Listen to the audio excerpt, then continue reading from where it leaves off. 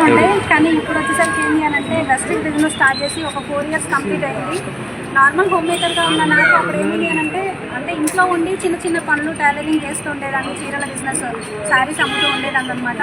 కానీ వెస్టేజ్లోకి వచ్చిన తర్వాత స్టార్టింగ్లో లైఫ్ ఎక్కడి నుంచి ఎక్కడికి టర్న్ అయిందంటే స్టార్టింగ్ పార్ట్ టైమ్గా చేసిన, కానీ ఇప్పుడు వచ్చేసరికి ఫుల్ టైమ్గానే చేస్తున్నాను లాస్ట్ 2 years నుంచి.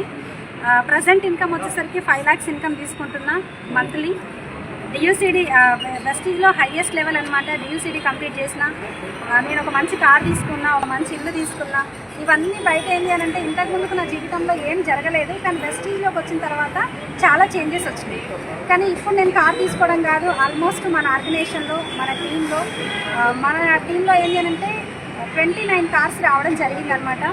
చాలా హ్యాపీ మూమెంట్ అన్నట్టు.